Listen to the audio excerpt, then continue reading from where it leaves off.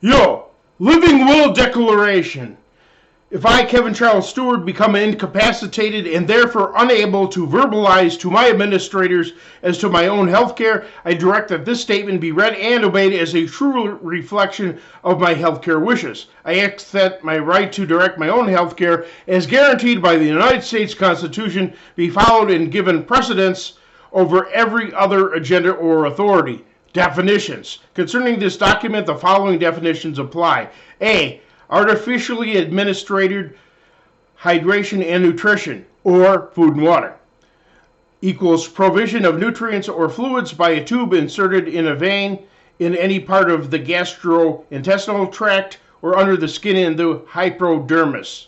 B. Attending physician or physicians, equals doctor or doctors licensed by the State Board of Medicine, assigned to or chosen by the patient, and who has or have primary responsibility for the treatment and care of the patient. C. Care provider, equals any person certified, licensed, or otherwise legally authorized to administer health care in the ordinary course of business or practice of their vocation. D.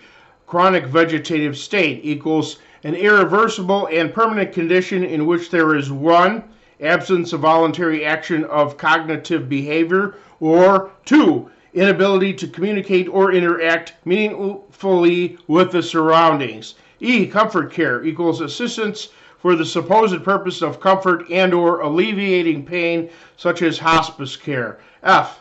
Irreversible coma, equals a deep state of unconsciousness caused by caustic substance, concussion, disease, or other means, and for which it has been determined that there exists no reasonable expectation of regaining autonomous functioning. G. Life-prolonging or sustaining procedure, equals any medical procedure, treatment, or intervention which sustains, restores, or supplants any spontaneous vital function. H. Terminal condition, equals any medical condition caused by disease, illness, injury, or stroke which lacks a reasonable probability of recovery and which, without treatment, can be expected to cause permanent loss of autonomous function or death. End of life decisions and medical directives. I direct that my care providers and attending physicians provide, withdraw, or withhold treatment in accordance with my directions below.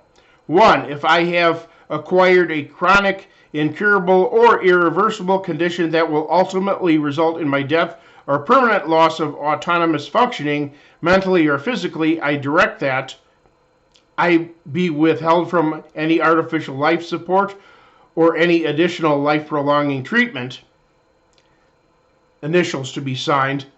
I not be artificially administered food, liquids, nutrients, or water, realizing that this will probably hasten my death. Initials to be signed. I not be provided any so-called comfort care, such as hospice, if the effect would be to prolong my life. Initials to be signed. 2. If I am diagnosed as being in a chronic or irreversible coma, and to a reasonable degree of medical certainty, I will not regain autonomous functioning both mentally and physically, I direct that I be removed from any artificial life support or any additional life-prolonging treatment. Initials to be signed. I not be artificially administered food, liquids, nutrients, or water, realizing that this will probably hasten my death. Initials to be signed. I not be provided any so-called comfort care, such as hospice, if the effect would be to prolong my life. Initials to be signed. Additional instructions. I direct that upon acquiring dementia or becoming comatose or paralyzed, that all forms of life support and so-called comfort care, save for pain medication, be permanently withheld. I realize that I may change the aforementioned directives at any time by revoking this declaration and constructing a new one. Validity of copies. Copies of this document have the same authority as the original. Distinguishability. If any part or parts of this document are found invalid or illegal under applicable law by an authoritative judicial court, the invalidity or illegality of such part or parts shall in no way affect the remaining parts, and this document shall be construed as though the invalid or illegal part or parts were never included therein, unless the intent of this document would be nullified thereby. Reasonable logistics. This document was made upon careful reflection. Options that I have considered and rejected are not listed herein. I confirm that the health care directives contained within were made after careful consideration and in full awareness of other options that were available to me. I declare that I am an adult in the state of New York, that I understand the full import of this declaration, and that I am emotionally and mentally competent to give these directions. Signed at Brooklyn, Kings County, in the state of New York, this blank day of blank 2022. Signature to be put in there. Name and address, Kevin Charles Stewart, 1234 D.D. Ramon Street, Brooklyn, New York. Affirmation of witnesses.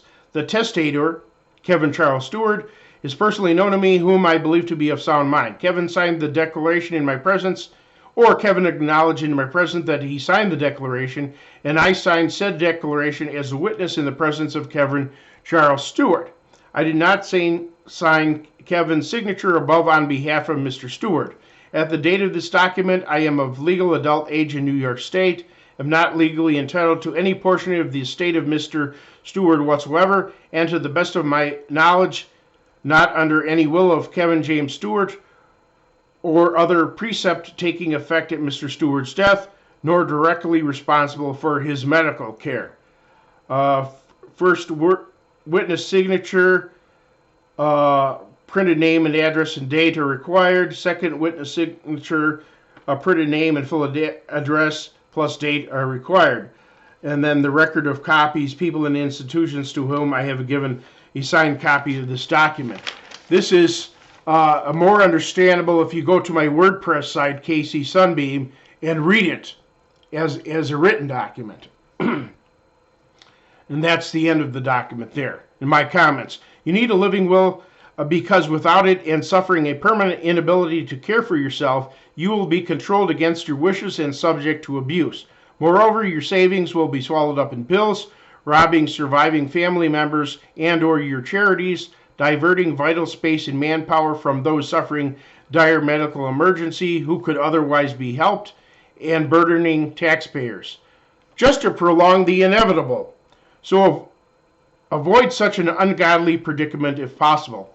Also note that every province, region, or state may have its own specific requirements for such a document.